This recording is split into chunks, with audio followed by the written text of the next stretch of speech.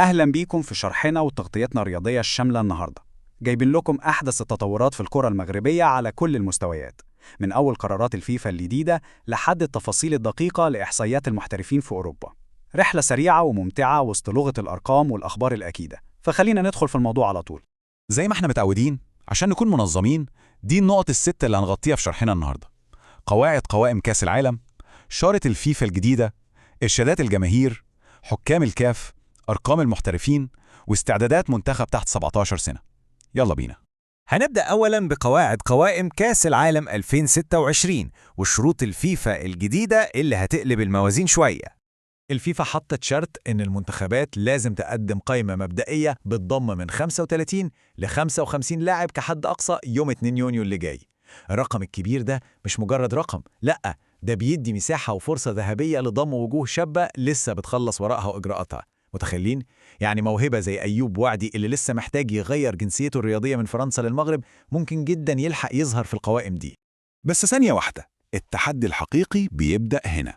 القائمة المبدئية الضخمة دي لازم تتصفى عشان توصل لقائمة نهائية صارمة من 26 لاعب بس، وده معناه إن المنافسة بين اللاعبين هتكون شرسة لأبعد الحدود.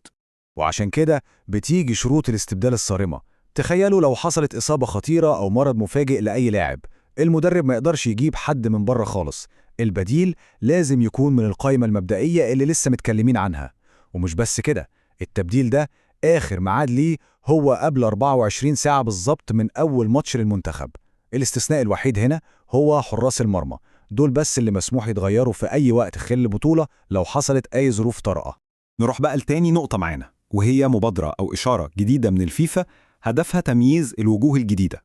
المبادرة دي باختصار اسمها شارة الظهور الأول. دي عبارة عن علامة مميزة هتكون مطبوعة على تيشيرتات اللاعبين اللي بيلعبوا في المونديال لأول مرة في مسيرتهم الكروية. حركة ذكية جدا عشان الجماهير في كل حتة تقدر تتعرف فوراً على النجوم الجداد اللي بيخطوا أول خطوة ليهم على المسرح العالمي. اللي يشد الانتباه بجد هو المقارنة دي. النجوم الكبار أصحاب الخبرة اللي شاركوا قبل كده زي أشرف حكيمي ونصير مزراوي مش هيلبسوا الشارة دي، لكن في المقابل هنشوفها بتنور على إمصان مواهب متوقع أنها تظهر لأول مرة زي إبراهيم دياز وإسماعيل الصيباري وأنس صلاح الدين. الشارة دي أكيد هتكون مصدر فخر كبير ليهم قدام العالم كله. ننقل بقى على النقطة الثالثة، التحضيرات خارج المستطيل الأخضر وإرشادات واشنطن اللي بقت نموذج عالمي للفيفا. الإنجاز هنا بجد يستحق الإشادة. السفارة المغربية في واشنطن عملت دليل شامل ومتكامل عشان يوجه المشجعين خطوة بخطوة خلال رحلتهم في بطولة 2026. المجهود ده كان احترافي لدرجة أن الفيفا نفسها أشادت بيه، واعتبرت السفارة المغربية نموذج عالمي يحتذى به في إزاي ننظم وندعم الجماهير، وده بيعكس تراكم خبرات حقيقي في إدارة الفعاليات الكبيرة. ندخل في النقطة الرابعة ونرجع لأجواء إفريقيا السخنة، تحديثات حكام دوري أبطال إفريقيا وتحديداً نهائي الجيش وصن داونز. بناء على المصادر ورغم وجود بعض الاعتراضات والاحتجاجات من الناديين، الاتحاد الأفريقي الكاف تمسك بقراراته ومرفضش أي طاقم تحكيمي. الكاف اعتمد الحكم الكونغولي جان جاك نادالا لماتش الذهاب في بريتوريا يوم 11 مايو، والحكم الصومالي عمر أرتان لماتش العودة في الرباط يوم 24 مايو. ده غير تعيين دانيال لاريا عشان يشرف على تقنية الفار. وطبعا هنا احنا بننقل التفاصيل الإدارية والقرارات النهائية والرسمية زي ما هي بمنتهى الحيادية. وصلنا للقسم الخامس والمفضل عند كتير مننا، المحترفون المغاربة في أوروبا. وجبة كروية دسمة جدا من الأرقام والإحصائيات.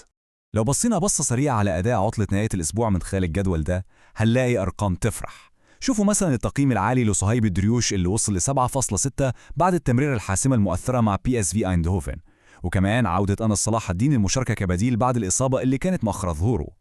الأرقام دي مش مجرد حبر على ورق، دي بتعكس مدى تأثير وحجم محترفين في أنديتهم الأوروبية. خلينا نقرب العدسة شوية على أداء المدافع الصلب عبد الحميد أيد بودلال. تقييم 7.2 ده ما جاش من فراغ أبدا. المصادر بتأكد إنه حرفيا أنقذ فريقه FC باريس من أهداف محققة وشال كرات من على خط المرمى. ده غير تفوقه الكاسح في الكرات الهوائية، كسب 4 من أصل 5 صراعات هوائية. اللاعب ده بيبني لنفسه مكانة قوية كواحد من أفضل المدافعين القادة في جيله. أما بالنسبة لنائل العناوي فالأرقام هنا حقيقي مذهلة. الراجل ده لعب لمدة 18 دقيقة بس كبديل مع روما ضد بارما، وفي الوقت القصير ده عمل 25 تمريرة صحيحة من أصل 26، يعني بنتكلم في دقة تمرير بتوصل ل 96%. ورغم الأرقام العالية والأمان الكبير اللي بيضيفه الخط الوسط، في تساؤلات محايدة من المراقبين حوالين قرار المدرب جاسبريني إنه يقلل عدد دقائق لعبه. بس في النهاية الأرقام بتتكلم عن نفسها. ومن إيطاليا نطلع على هولندا عشان نسلط الضوء على الإصرار والمرونة بتاعت يونس طه الإدريسي.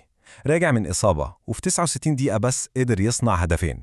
الإنجاز ده بيرفع رصيده ل5 أهداف و9 تمريرات حاسمة، يعني إجمالي 14 مساهمة تهديفية الموسم ده. أرقام بتأكد للكل إنه ورقة رابحة حقيقية وبيقدم مستويات ممتازة فوق العادة. ونختم بالقسم السادس والأخير، الاستعدادات الجدية لمنتخب تحت 17 سنة لبطولة كأس أفريقيا. المستقبل كله هنا. الفريق دلوقتي بيحط اللمسات الأخيرة في معسكره قبل الانطلاقة، والمباراة الأولى المرتقبة جدا ضد المنتخب التونسي. التركيز في أعلى مستوياته، والأجواء في المعسكر بتعكس قد إيه النجوم الصغار دول حاسين بحجم المسؤولية في بداية مشوارهم الإفريقي. وهنا النقطة الأهم، العامل النفسي. بصوا على المقولة دي للمدرب تياغو ليما بيريرا، بتوضح أسلوبه الذكي جدا في إنه يشيل الضغط من على كتاف لاعيبته الصغيرين. بيطلب منهم ينسوا تماما عبء إنهم أبطال إفريقيا، ويركزوا بس إنهم يلعبوا كل ماتش بماتشه. إدارة ممتازة عشان يخليهم يطلعوا أحسن ما عندهم من غير أي توتر يعطلهم أو يشتت انتباههم. وفي النهاية كل الخيوط دي بتتربط ببعضها، سواء كنا بنتكلم عن حماس ومواهب منتخب تحت 17 سنة أو النجوم المحترفين اللي أرقامهم بتكسر الدنيا في أوروبا. الموعد النهائي للقوائم المبدئية بتاعت الفيفا في 2 يونيو بيقرب بسرعة جدا. السؤال اللي بيطرح نفسه دلوقتي وبيخلي الكل في حالة ترقب، مين من الأسماء والمواهب دي هيقدر يثبت نفسه ويحجز تذكرته عشان يمثل بلده على أكبر مسرح عالمي في 2026؟ دي كانت الخلاصة، وشرحنا لكل التفاصيل النهاردة من المصادر. نتمنى تكون التغطية وضحت الصورة كاملة. شكرا جدا لوقتكم، ونشوفكم في تحليلات وشروحات جاية.